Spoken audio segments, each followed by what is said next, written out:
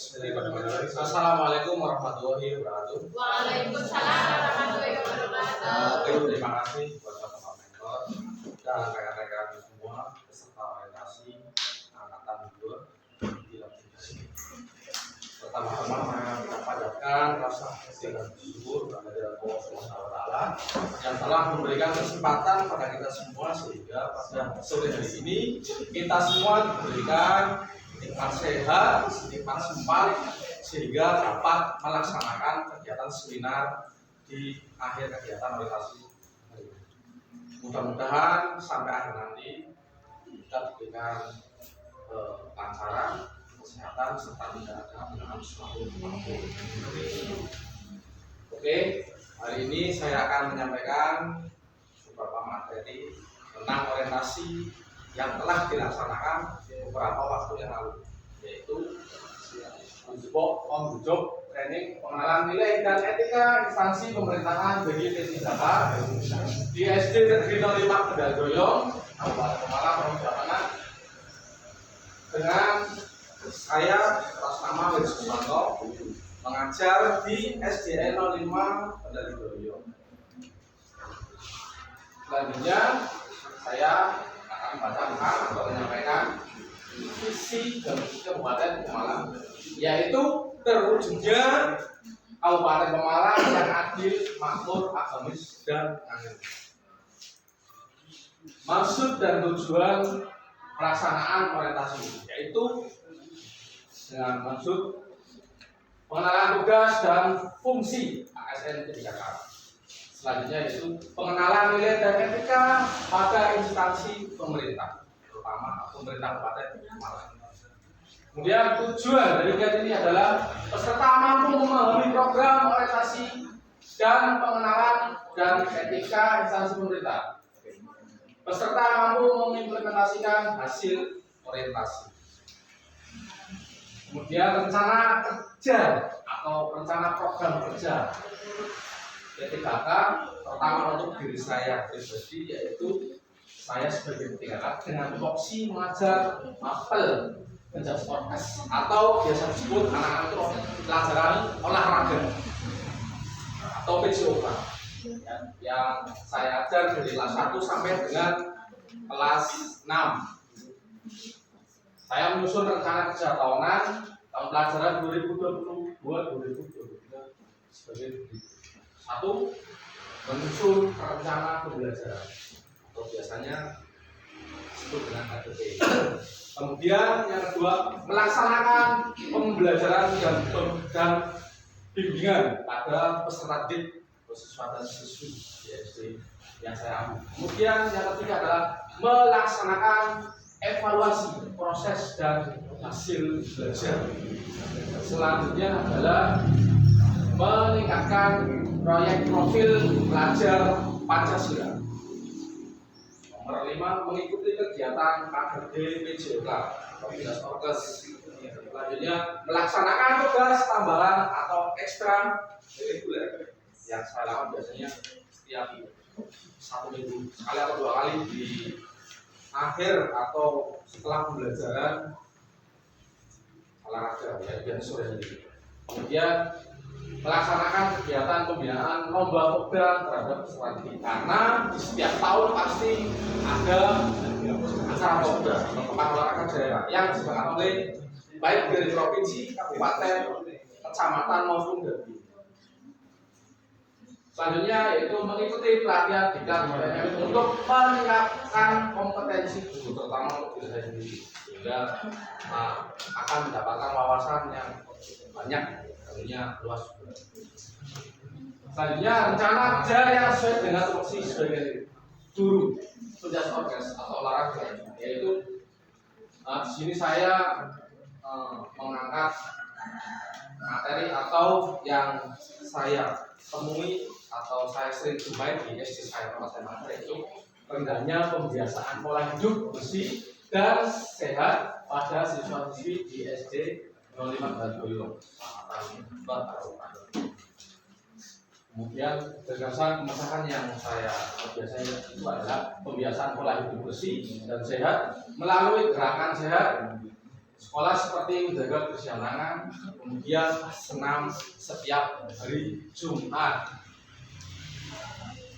Demikian pemaparan yang bisa saya sampaikan pada hari ini. Barangkali dari Bapak Ibu atau mentor berkenan memberikan masukan atau pendapat lain untuk kemajuan diri saya sendiri. Terima kasih. Terima kasih Bapak Heri Susanto. Ada yang menggelitik tentang pengangkatan sebuah tema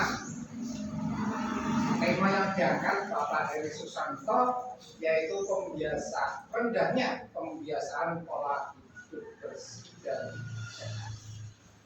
Tadi saya dengarkan solusinya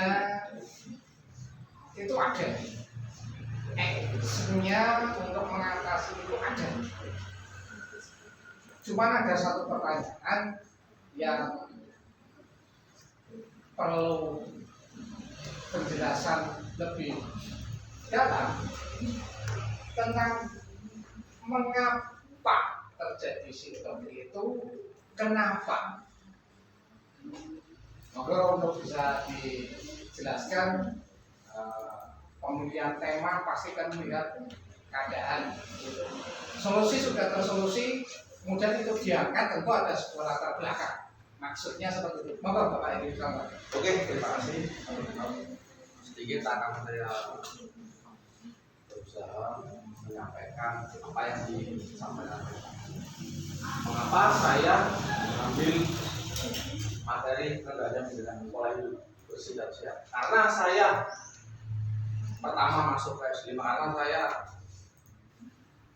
baru masuk di SD tersebut karena pindah tugas dari SD sebelumnya, sehingga ketika saya masuk di situ pertama kali itu saya sering menjumpai, sering melihat bahwasanya anak-anak itu rendah sekali tentang kebersihan. Misalkan beberapa saya melakukan penelitian ketika awal-awal tersebut. Pagi hari itu kadang ada beberapa anak yang sering terlambat dan tidak mandi.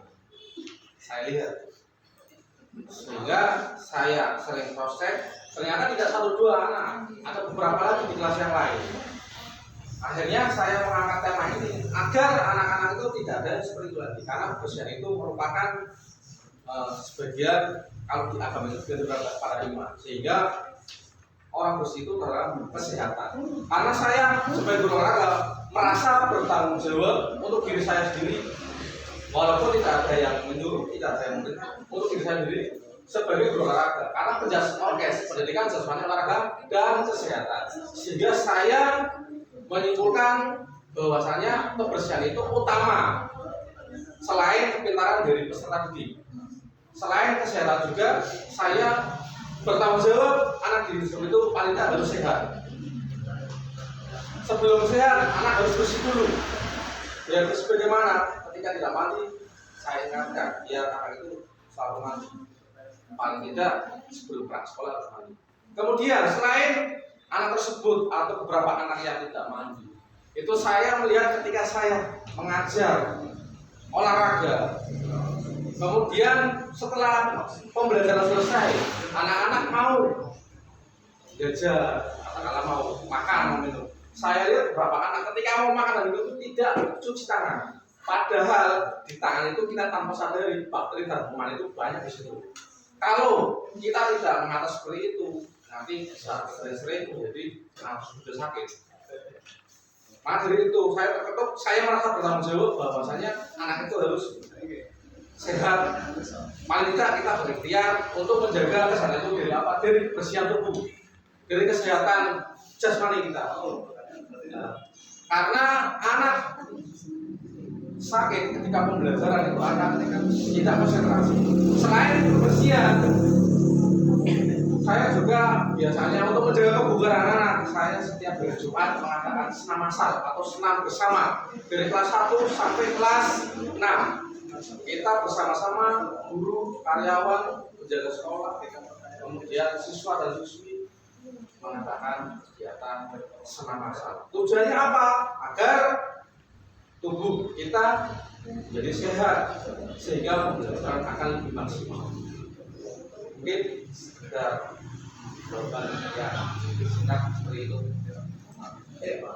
Terima kasih Bapak Heri Susanto. Tentu ketika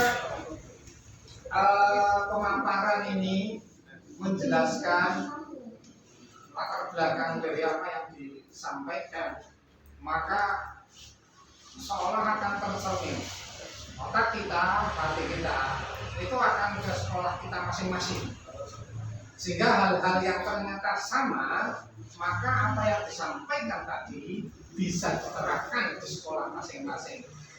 Itulah mengapa seminar bersama ini menjadi lebih sangat bermanfaat. Terima kasih dan silakan untuk saya kembali ke tempatnya Bapak Heri Susanto. Terima kasih. Itulah pemaparan hari ini. Apabila banyak kekurangan, saya ucapkan mohon maaf yang sebesar-besarnya. Saya akhiri. Assalamualaikum warahmatullahi wabarakatuh. Waalaikumsalam.